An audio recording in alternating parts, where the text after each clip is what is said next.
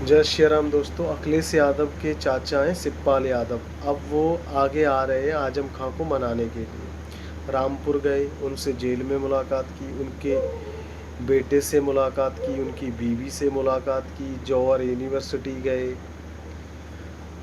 और बताया, संभल हिंसा का भी जिक्र करते हुए कहा जब मीडिया से बात कर रहे थे कि हमारी सरकार आएगी तो ये सारे मुकदमे वापस लिए जाएंगे।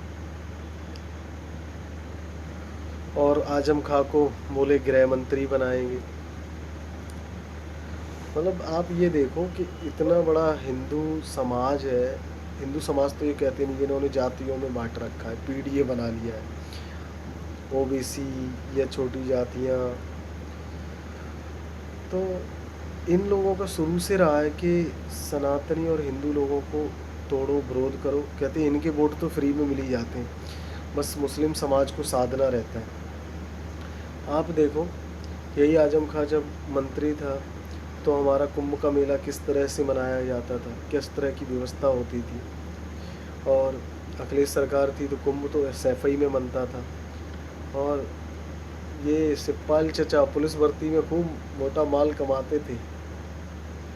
उस टाइम पे एक अलग ही तरीके से शिवपाल पुलिस की भर्ती होती थी। तब मायावती जी ने 18,000 कर्मचारियों को बाहर निकाला था। चार बाप बेटे भी भर्ती हो गए थे।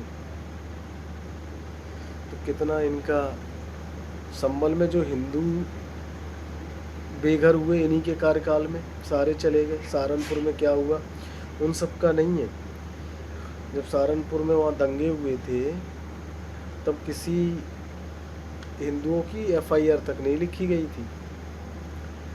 अब चुनाव आ रहा है तो मक्खन लगाया जा रहा है। और जौहर यूनिवर्सिटी जो गरीबों की ज़मीन हड़प हड़प के बनी है, और जिस जौहर के नाम पे बनी है वो हिंदू विरोधी था, हिंदुस्तान विरोधी था वो। उसकी अलग ही कहानी है। लोगों को इतिहास पढ़ाया नहीं जाता और ये अपना उल्लू सीधा करने, बस किसी तरह सत्ता चाहिए। पुलिस वालों को नतमस्तक करके रहना पड़ता। बड़े सारे कांड हैं इन लोगों के।